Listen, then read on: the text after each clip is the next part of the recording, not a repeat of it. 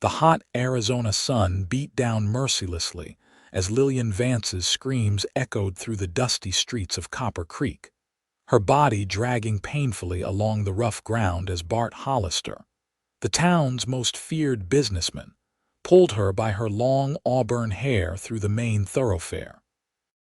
Blood trickled down her face from where his signet ring had struck her cheek, but it was her pride that suffered the deepest wound as the townsfolk looked on, too afraid to intervene. "You think you can steal from me, girl?" Hollister snarled, his knuckles white as he tightened his grip on her hair. Nobody steals from Bart Hollister. Lillian hadn't stolen anything, she had simply refused his advances at the general store where she worked. But Hollister wasn't a man who accepted rejection. Her dress was torn and dirt-stained as she tried to grasp his wrists, desperate to relieve the burning pain on her scalp. "Please," she gasped. "I didn't take anything." Hollister yanked harder, causing another scream to tear from her throat. "You'll learn respect, you little." The click of a revolver's hammer cut through the commotion. "That's quite enough," came a low, steady voice that seemed to still the very dust in the air. Lillian, through tear-blurred vision, saw a tall figure step between her and Hollister. His shadow fell across her face, providing momentary relief from the sun's glare. "This isn't your concern, stranger," Hollister spat, though his grip on Lillian's hair loosened slightly. "I'm making it my concern," the stranger replied, his gun aimed squarely at Hollister's chest. "Let the lady go." There was something in the stranger's voice, a quiet authority that brooked no argument. He stood like a man who had faced death often enough to no longer fear it. Dressed in trail-worn clothes, his face shadowed by a wide-brimmed hat, he cut an imposing figure against the harsh sunlight. Hollister hesitated, his beady eyes darting between the gun and the growing crowd. Finally, with a curse, he released Lillian's hair, shoving her roughly toward the ground. "This isn't over," he threatened, glaring at both Lillian and her defender before stalking away, his henchmen following close behind.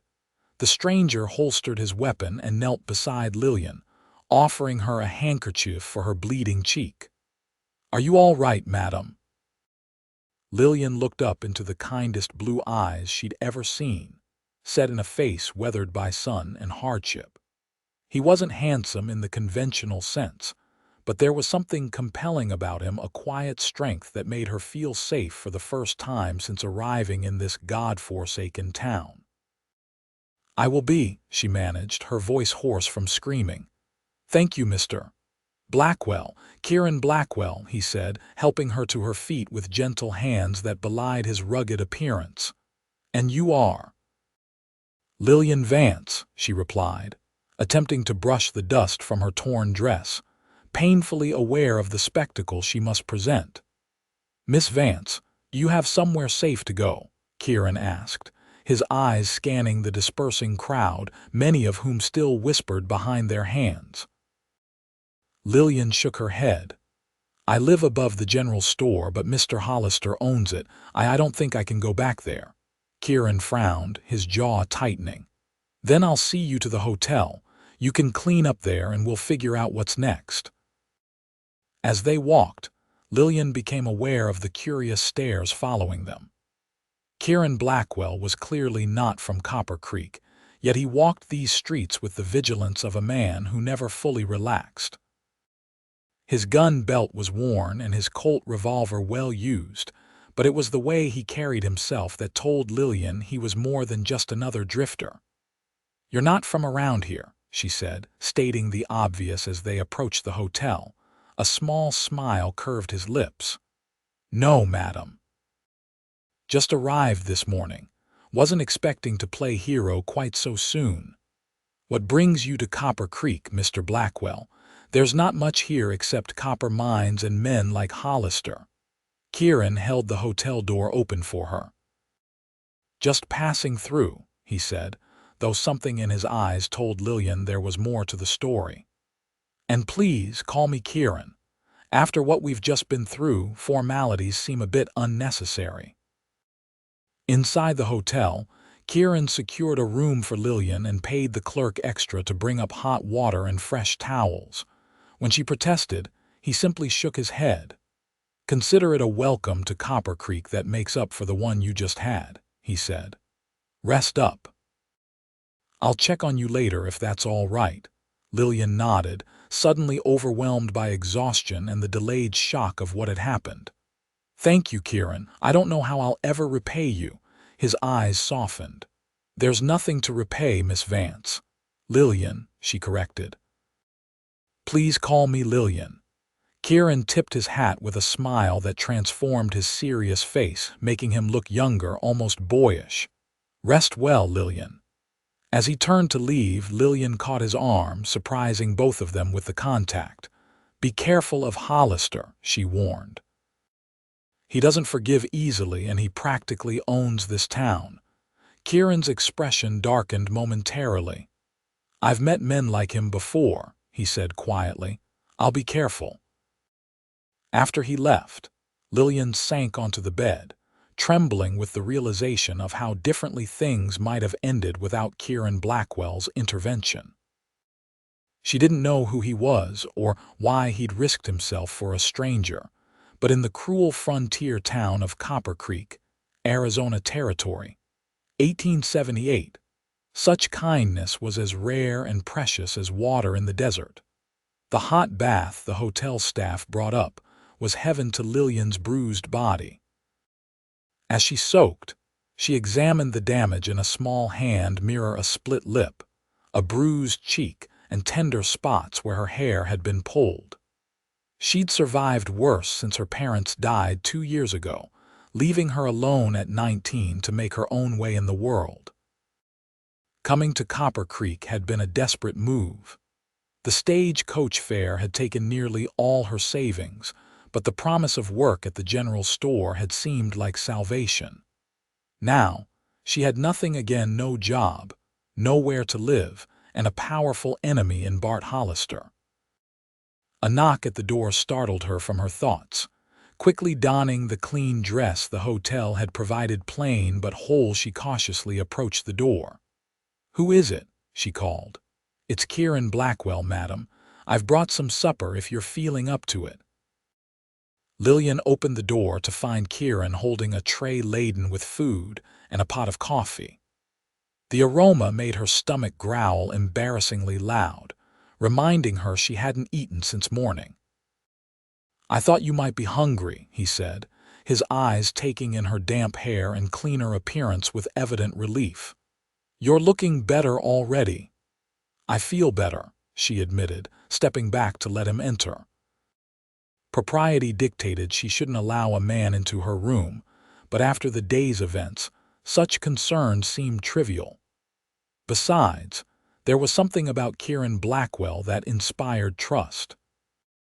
He set the tray on a small table by the window, then removed his hat, revealing thick dark hair that curled slightly at the nape of his neck.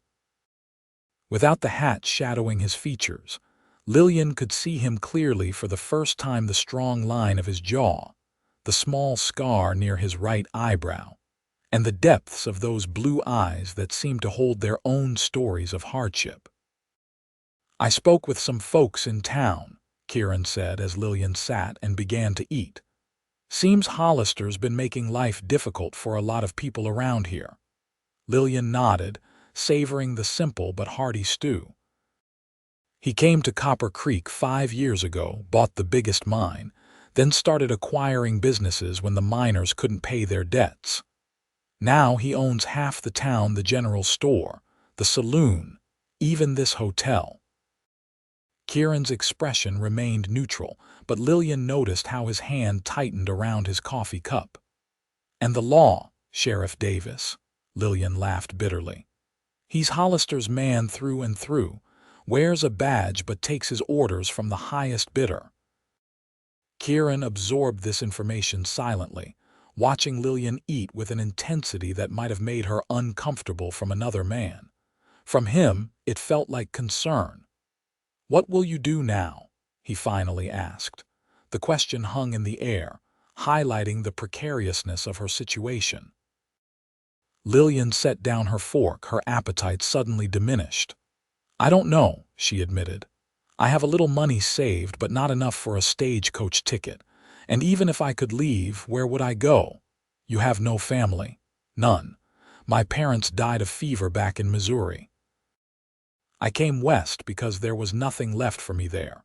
Kieran nodded, understanding in his eyes. "Sometimes running is the only choice we have." Something in his tone made Lillian look at him more closely. "You sound like you're speaking from experience." A shadow crossed his face, and for a moment, Lillian thought he wouldn't answer. Then he said, "Let's just say I understand what it's like to leave everything behind." They sat in companionable silence for a while, the sunset painting the small room in hues of gold and amber. Finally, Kieran stood, replacing his hat. "I'll let you rest," he said. "Lock your door and don't open it for anyone you don't trust. I'll be right across the hall if you need anything."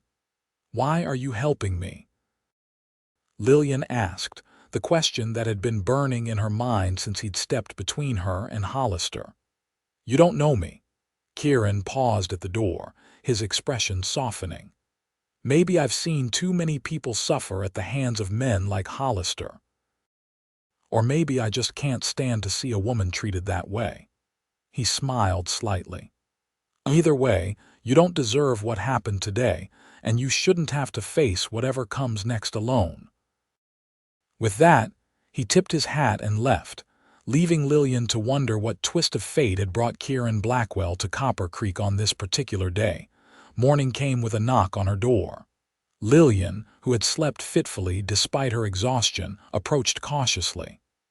"Who is it?" "It's Martha from the dress shop," came a woman's voice. "I've brought some things for you, dear." Lillian opened the door to find a plump, gray-haired woman holding a bundle of clothes and a basket covered with a checkered cloth. Behind her stood Kieran, looking as if he'd been up for hours. "Come in, please," Lillian said, surprised and touched by the unexpected visitors. "This young man came by my shop at dawn," Martha explained, setting down her burdens. "Told me what happened and asked if I might spare some necessities for you. I've brought a couple of dresses, undergarments, and some breakfast. Can't have you starving up here." Lillian looked at Kieran, who seemed almost embarrassed by Martha's praise. "Thank you," she said, fighting back tears at this simple kindness. "It wasn't just me," Kieran said quietly. "Seems Hollister doesn't have as many friends in this town as he thinks. Once word spread about what happened, folks were eager to help, they just needed someone to organize it." "That's right," Martha added, unpacking the basket to reveal fresh bread, cheese, and fruit. "Bart Hollister may think he owns this town, but he doesn't own our hearts. What he did to you yesterday was the last straw for many of us." After Martha left, promising to send word if she heard of any job opportunities, Kieran remained, leaning against the doorframe with his arms crossed. "I've been asking around," he said. "The stagecoach leaves for Tucson tomorrow morning. If you want to go, I can help with the fare." Lillian's pride bristled momentarily at the charity, but practicality won out. "That's very generous, but what would I do in Tucson?" "I'd be in the same situation, just in a different town." Kieran considered this, then nodded. "Fair point. What skills do you have? Besides working in a general store, I can read and write well enough. I kept the books at the store. I can sew, though not as well as Martha. And I'm a decent cook, or so my father always said." She smiled faintly at the memory. Kieran rubbed his jaw thoughtfully. "Martha mentioned the schoolteacher left town last month. The children have been without lessons since then." Hope fluttered in Lillian's chest. "A teacher." "I've never taught before, but I did finish my schooling back east. Do you think they'd consider me?" "Worth asking," Kieran said with a smile that made her heart skip unexpectedly. "I'll speak to some of the parents today. In the meantime, why don't you come with me?" Staying cooped up in this room won't do you any good, and I could use the company while I run some errands." Lillian hesitated, touching her bruised face self-consciously. "I don't know if I'm ready to face the town just yet." Kieran's expression softened with understanding. "You've got nothing to be ashamed of, Lillian. But if you're worried about Hollister, I give you my word he won't touch you again." There was such quiet certainty in his voice that Lillian found herself believing him. "All right," she agreed, selecting one of the dresses Martha had brought, a simple blue calico that complemented her eyes. "Just give me a few minutes to get ready." As they walked through town, Lillian was acutely aware of the stares and whispers that followed them. Some were sympathetic, others merely curious, but she held her head high, drawing strength from Kieran's solid presence beside her. "You never did tell me what brings you to Copper Creek," she ventured as they left the general store, where Kieran had purchased supplies with a coolness that suggested he wasn't intimidated by shopping in Hollister's establishment. "Didn't I?" he replied evasively, adjusting the packages under his arm. "No, you didn't," Lillian persisted. "You said you were just passing through, but most people passing through don't get involved in local disputes or help strangers find teaching positions." Kieran's lips twitched with amusement. "You're observant, Miss Vance." "I've had to be," she said simply. They walked in silence for a moment before Kieran sighed. "The truth is, I came here looking for someone I've been tracking for a while." "You're a lawman," Lillian guessed, taking in his capable demeanor and the easy way he wore his gun. He corrected. "I was a deputy marshal up in Wyoming Territory for 5 years, turned in my badge 6 months ago." "Why?" Kieran's eyes darkened with a memory. "Let's just say I had a difference of opinion with my superior about how the law should be applied. Some men think having a badge means the law works for them, not the other way around." Lillian nodded, understanding all too well. "Like Sheriff Davis." "Exactly like Davis," Kieran agreed grimly. "Anyway, I left, but there was one case I couldn't let go. A man who killed a family up near Cheyenne, mother, father, and their 10-year-old son just to steal their horses. I tracked him down to Durango, but he slipped away. Then I heard rumors he was headed for the Arizona Territory." "And you think he's here, in Copper Creek?" Lillian asked, shivering despite the heat. "I think he might be working for Hollister," Kieran said quietly. "The descriptions match a man I saw with him yesterday, tall, with a burned scar on his neck and missing 2 fingers on his left hand." "That's Jacob Reese," Lillian confirmed, feeling sick. "He's Hollister's enforcer. He came to town about 3 months ago. Everyone's terrified of him." Kieran nodded, his jaw set. "That's him. Frank Miller is his real name. So what happens now? Will you take him back to Wyoming?" "Justice doesn't always come from a courtroom, Lillian," Kieran said, his voice hard. "Some men forfeit their right to legal proceedings when they murder children in their beds." The cold determination in his tone should have frightened her, but instead, Lillian found herself nodding. In the harsh realities of the frontier, justice sometimes had to be served by different means. "I understand," she said quietly. "But be careful, Kieran. If Hollister is protecting this Miller, you're facing more than just one man." Kieran's expression softened as he looked down at her. "Your concern is noted," he said with a slight smile. "But I didn't spend 5 years as a marshal without learning a thing or two about staying alive." They continued their walk, the conversation turning to lighter topics as Kieran pointed out the schoolhouse, a modest building at the edge of town that had clearly seen better days. "It's not much," he admitted, "but it's a start.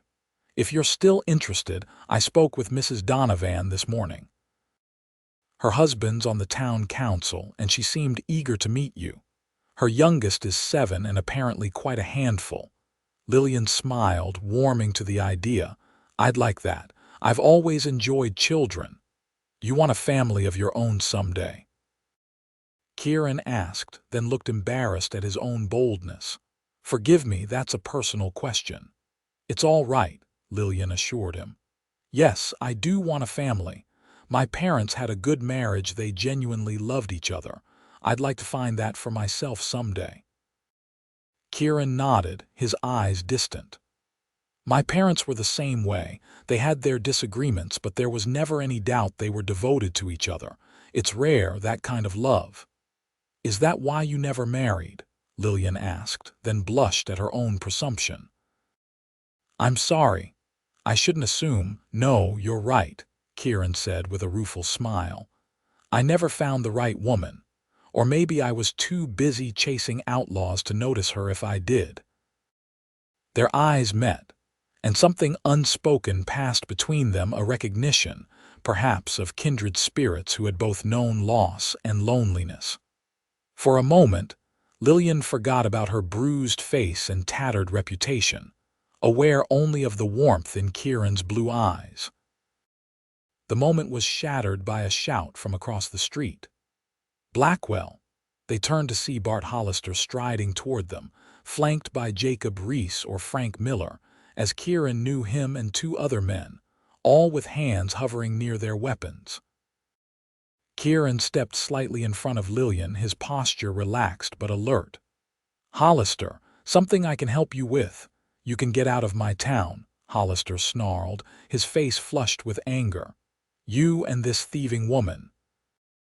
I didn't steal anything, Lillian protested, her fear giving way to indignation. And this isn't your town. These people aren't your property. Hollister's eyes narrowed dangerously. You've got a mouth on you, girl. Maybe you need another lesson in respect. That's not going to happen, Kieran said, his voice deceptively calm even as his hand drifted closer to his revolver. Miss Vance is under my protection now. The man Kieran had identified as Frank Miller stepped forward, his scarred face twisted into a sneer. You think you're something special with that gun, cowboy?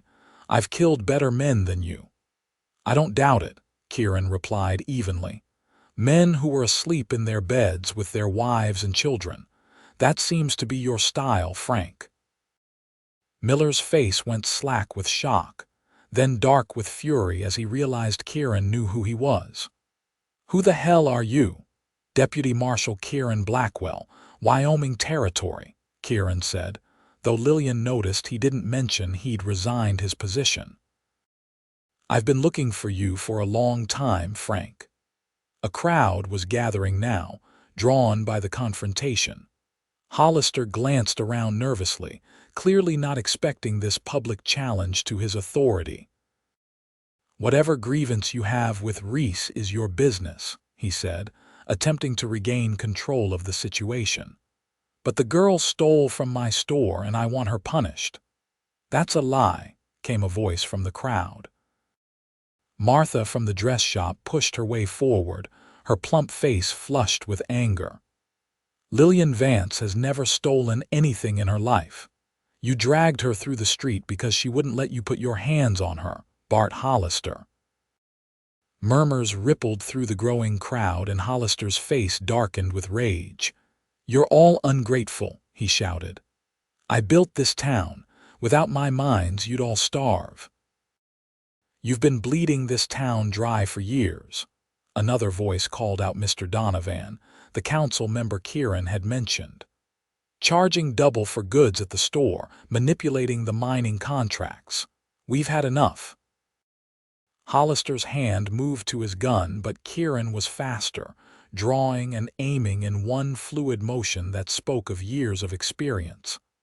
I wouldn't, he advised quietly. This doesn't have to end in bloodshed, Hollister, but if it does, you should know I never miss. A tense silence fell over the street.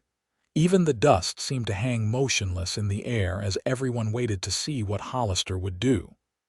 Lillian held her breath, acutely aware that lives could be lost in the next few seconds. Finally, Hollister's hand dropped away from his gun. This isn't over, he growled. Actually, I think it is, came yet another voice. Sheriff Davis pushed through the crowd, his badge glinting in the sunlight. Lillian's heart sank until she realized the sheriff wasn't looking at her and Kieran, but at Hollister. "I just received a wire from the marshal's office in Prescott," Davis said, holding up a piece of paper. "Seems they've been investigating you for fraud, Hollister. Something about falsified mining claims and tax evasion. They're sending someone to arrest you tomorrow." Hollister's face went pale. "You're lying." "Read it yourself," Davis said, offering the telegram. "And there's more. This man you call Reese," he nodded toward Miller, "is wanted for murder in Wyoming territory. There's a substantial reward." Lillian couldn't believe what she was hearing. Sheriff Davis, Hollister's puppet for years, was suddenly enforcing the law. She glanced at Kieran, whose expression revealed nothing, though a slight smile played at the corners of his mouth. What happened next unfolded so quickly that later, Lillian would struggle to recall the exact sequence of events.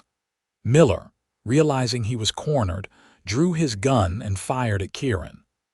Kieran pushed Lillian to the ground, returning fire even as he fell. Hollister took advantage of the chaos to draw his own weapon, but before he could use it, a shot rang out from Sheriff Davis's direction. When the smoke cleared, Miller lay dead in the street, a bullet through his heart. Hollister was clutching his shoulder, his gun lying useless in the dust beside him. And Kieran was on one knee, blood seeping through his shirt where Miller's bullet had grazed his side. "Kieran!" Lillian cried, scrambling to his side. "I'm all right," he assured her, though his face was pale with pain. "Just a scratch." Sheriff Davis and his deputy quickly took control, disarming Hollister and the remaining henchmen who surrendered without resistance. As they led the prisoners away, Davis paused beside Kieran. "That telegram," Kieran said quietly. "It was real." Davis nodded, a hint of shame in his eyes. "Got it yesterday. I was trying to work up the courage to act on it when you rode into town, seeing you stand up to Hollister like that. Well, it reminded me why I pinned on this badge in the first place." With that, he tipped his hat to Lillian and followed his prisoners toward the jail. Martha and several other townspeople helped Kieran to the doctor's house, where his wound was cleaned and bandaged. It was indeed just a graze, though painful enough to keep him confined to bed for the rest of the day. Lillian remained by his side, alternating between relief that he was alive and anxiety about what would happen next. "You knew, didn't you?" she asked as dusk fell and they were finally alone. "About the telegram, I mean." Kieran shifted on the bed, wincing slightly. "I had a hunch. I sent a wire to the marshal's office when I first arrived in town, letting them know I'd located Miller.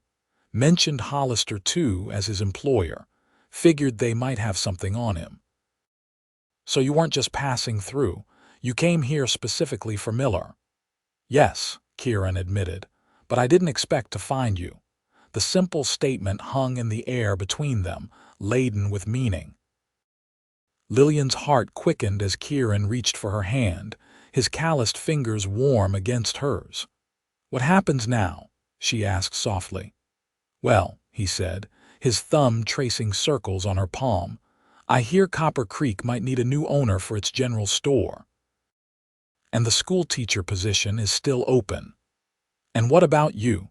Will you go back to Wyoming?" Kieran shook his head. "There's nothing for me there anymore. I was thinking I might stay here for a while." "This seems like a town that could use someone with experience upholding the law properly this time." "As the new sheriff?" Lillian asked, smiling. "Maybe, if the town wants me." His eyes held hers. "What about you, Lillian? Do you think you could want me too?" The directness of the question took her breath away. They'd known each other barely 2 days, yet Lillian felt as if she'd been waiting for Kieran Blackwell her entire life. "I think I already do," she whispered, leaning forward to press her lips gently against his. The weeks that followed were transformative for both Copper Creek and its newest residents. With Hollister behind bars awaiting trial and his assets seized by the territory, the town began to rebuild. Kieran, at the urging of the town council, accepted the position of sheriff, immediately instituting fair practices that earned him the respect of the community. Lillian took over as the schoolteacher, discovering a natural talent for education that delighted both her and her pupils.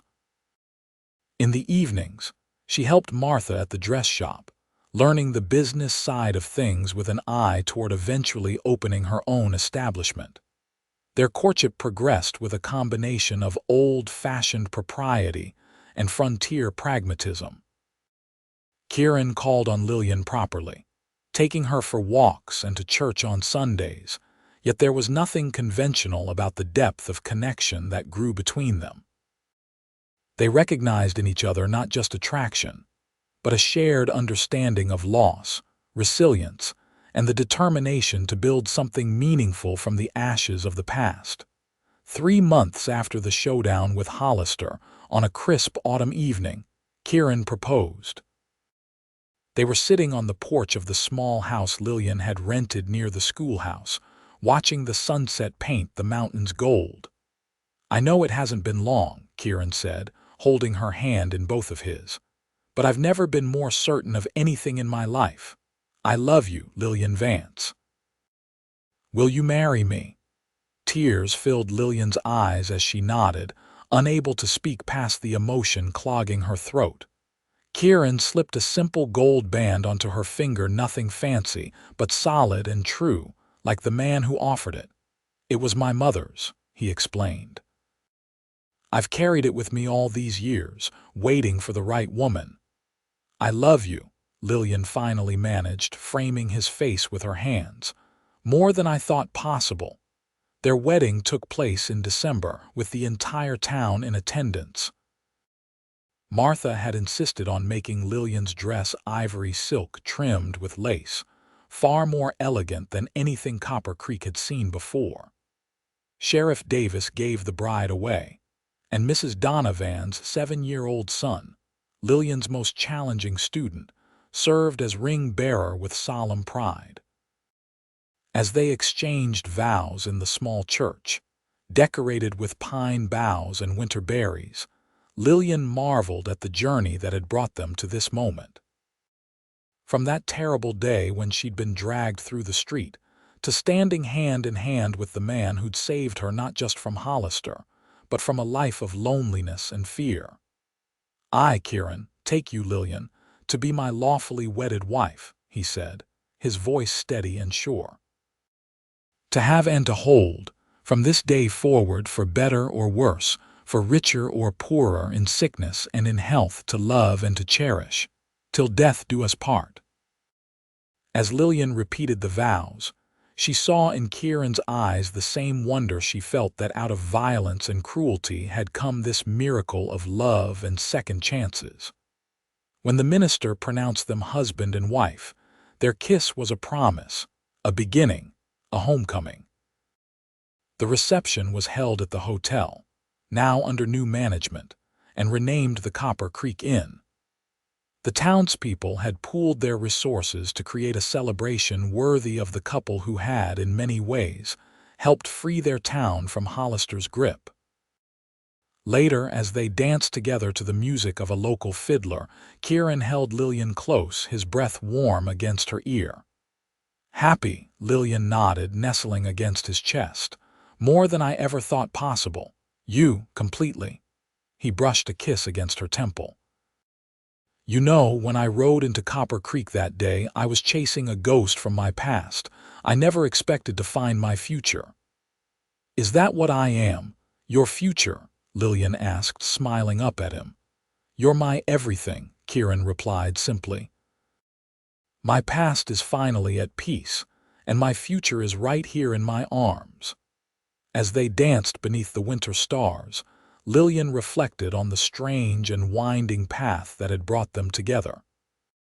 She had come to Copper Creek desperate and alone, only to find herself dragged through the street like a criminal. Yet from that moment of deepest humiliation had come her greatest joy, for if Kieran Blackwell hadn't stepped between her and Bart Hollister on that fateful day, they might never have found each other. Life in the wild Arizona territory was never easy, but with Kieran by her side, Lillian faced each challenge with courage and hope. The following spring brought the birth of their first child, a daughter they named Hope, in recognition of what had sustained them both through dark times. 2 years later, a son joined their family, completing the circle of love that had begun in violence but blossomed into something beautiful and enduring. And when their children asked, as children inevitably do, how their parents had met, Lillian would smile at Kieran, their hands automatically finding each other across the table, and begin the story. It was the hottest day of summer, and I was in trouble. But then your father stepped between me and danger, and everything changed.